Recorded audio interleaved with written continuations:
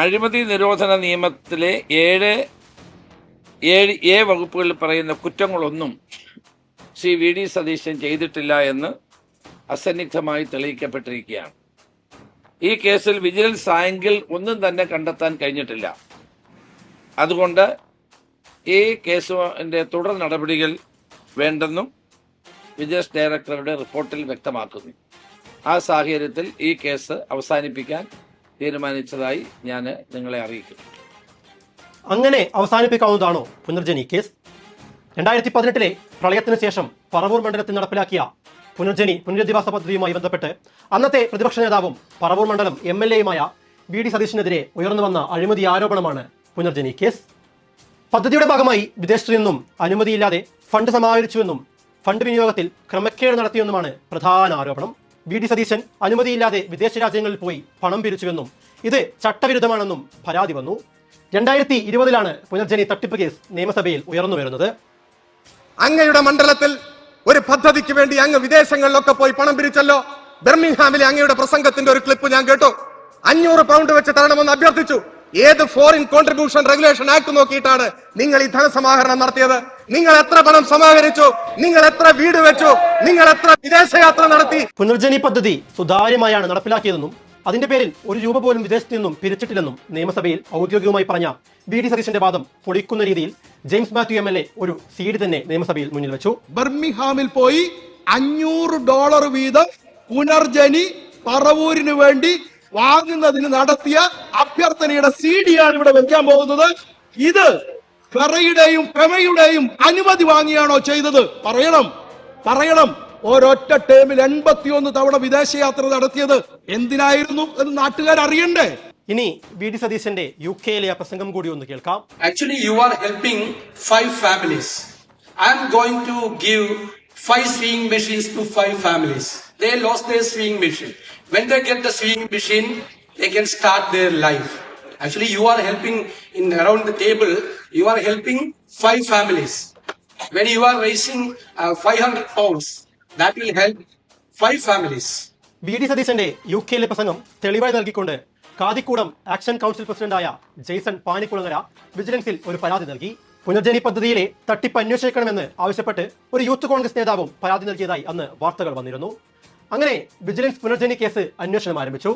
മണപ്പാട്ട് ഫൗണ്ടേഷന്റെ അക്കൗണ്ടിലേക്ക് പണം വന്നതായി വിജിലൻസ് കണ്ടെത്തി. MLA എന്ന നിലയിൽ വി ഡി സതീശൻ കേന്ദ്ര സർക്കാരിൽ നിന്നും സ്വകാര്യ യാത്രയ്ക്ക് അനുമതി ലഭിച്ച ശേഷം വിദേശത്ത് പോയി ഫണ്ട് ശേഖരിച്ചത് ചട്ടവിരുദ്ധമാണെന്നും വിജിലൻസ് കണ്ടെത്തി. പുനർജനി കേസ് CBI അന്വേഷിക്കണമെന്ന് വിജിലൻസ് ശുപാർശ ചെയ്തു. കേന്ദ്ര സർക്കാരിന്റെ മുൻകൂർ അനുമതിയില്ലാതെ വിദേശ ഫണ്ട് സ്വീകരിച്ചത് 2010 FCRA നിയമത്തിലെ സെക്ഷൻ 3(2)A പ്രകാരം ചട്ടവിരുദ്ധമാണെന്നും വിദേശ നാണയ വിനിമയ ചട്ടലംഘനങ്ങൾ അന്വേഷിക്കാൻ സംസ്ഥാന വിജിലൻസിനേക്കാൾ അധികാരമുള്ളത് CBI-ക്കാണെന്നും വിജിലൻസ് നൽകിയ ശുപാർശയിൽ പറഞ്ഞു. മാത്രമല്ല വിദേശ രാജ്യങ്ങളിൽ പോയി തെളിവുകൾ ശേഖരിക്കേണ്ടി വരുമെന്നതും വിജിലൻസ് അന്വേഷണത്തിന് പരിധികളുണ്ടാക്കി. അതേസമയം പുനർജനി ട്രസ്റ്റ് രൂപീകരിച്ച് സ്പോൺസർഷിപ്പിലൂടെയാണ് പദ്ധതി നടപ്പിലാക്കുന്നതിനുള്ള പണം കണ്ടെത്തിയെന്നുമാണ് ട്രസ്റ്റ് ഭാരവാഹികളും വി ഡി സതീശനും വിശദീകരിക്കുന്നത്. പ്രളയത്തിൽ വാസസ്ഥലം നഷ്ടമായവർക്ക് വീട്, ഉപജീവനമാർഗം നഷ്ടമായവർക്ക് 5000 രൂപ മുതൽ 50,000 രൂപ വരെ ധനസഹായം, കാലിത്തീറ്റ വിതരണം, തയ്യൽ മെഷീൻ എന്നിവ നൽകിയെന്നാണ് അവകാശവാദം. പദ്ധതിയുടെ ഭാഗമായി പറവൂർ മണ്ഡലത്തിൽ 217 വീടുകൾ നിർമ്മിച്ചു നൽകിയെന്നും അവകാശപ്പെടുന്നു. 1857 വ്യാപാരികൾക്ക് ധനസഹായം നൽകിയെന്നും 90ഓളം തയ്യൽ മെഷീനുകൾക്കും വ്യാപാര സ്ഥാപനങ്ങൾ നഷ്ടപ്പെട്ടവർക്ക് ധനസഹായം നൽകാനുമാണ് വിദേശത്ത് പോയി ഫണ്ട് ശേഖരണം നടത്തിയതെന്നും പുനർജനി ട്രസ്റ്റ് ഭാരവാഹിയും പറവൂർ നഗരസഭാ ചെയർമാനുമായ രമേശ് ഡി കുറുപ്പ് മാധ്യമങ്ങളോട് വിശദീകരിക്കുന്നു. പക്ഷേ ചില സംശയങ്ങൾ ചോദ്യരൂപത്തിൽ അപ്പോഴും അവശേഷിക്കുകയാണ്. 2018 പ്രളയത്തിൽ എറണാകുളം ജില്ലയിൽ തന്നെ ഏറ്റവും വലിയ നാശനഷ്ടമുണ്ടാക്കിയ സ്ഥലമാണ് പറവൂർ മണ്ഡലത്തിലെ Elanthikkara. Habitat four humanity Punarjani പദ്ധതി പ്രകാരം എളന്തിക്കരയിൽ പ്രളയത്തിൽ നാശനഷ്ടം സംഭവിച്ചവർക്ക് വീടുകൾ നിർമ്മിച്ചു നൽകുന്നുവെന്ന് പ്രഖ്യാപിച്ചു. പിന്നീട് വീടും സ്ഥലവും നഷ്ടമായ 16 പേർക്ക് ഒരുമിച്ച് താമസിക്കാൻ ഫ്ളാറ്റ് സമുച്ചയം നിർമ്മിച്ചു നൽകുമെന്നും തീരുമാനിക്കുന്നു. ശാരദാ വിദ്യാമന്ദിർ സ്കൂൾ ഉടമ 15 സെന്റ് സ്ഥലം സൗജന്യമായി നൽകി. 6 വർഷം മുൻപ് വി ഡി സതീശൻ ഈ സ്ഥലത്ത് ഫ്ളാറ്റ് നിർമ്മിക്കുന്നതിന് തറക്കല്ലിട്ടു. ഇപ്പോഴും എളന്തിക്കരയിലെ 15 സെന്റ് സ്ഥലത്ത് ആ കല്ല് മാത്രമേയുള്ളൂ. ഇനി പുനർജനി പദ്ധതിയെക്കുറിച്ച് വി ഡി സതീശൻ തന്നെ പറയുന്നത് കേട്ടു നോക്കാം. 2018 ഇവിടെ ഉണ്ടായ വെള്ളപ്പൊക്കത്തില് ഞങ്ങളുടെ 5 പഞ്ചായത്താണ് വെള്ളത്തിൽ പോയത്. 2000 വീട് പൂർണ്ണമായി തകർന്നു. 3500 വീട് ഭാഗികമായി തകർന്നു. ഞങ്ങള് 10 ദിവസം കൊണ്ടാണ് ലിസ്റ്റ് ഉണ്ടാക്കിയത്. 9000 കുട്ടികൾ ഇരകളായിരുന്നു. 22 സ്കൂളിലെല്ലാം പോയി. 48 അംഗൻവാടികൾ തകർന്നു. ഞങ്ങൾ ചെയ്തത് 48 അംഗൻവാടികൾ ശരിയാക്കി കൊടുത്തു. പെൻസിൽ വരെ വാങ്ങിച്ചു കൊടുത്തു. സ്പോൺസർഷിപ്പ് പണി പുനർജനി പദ്ധതി ചെയ്തതാണ്.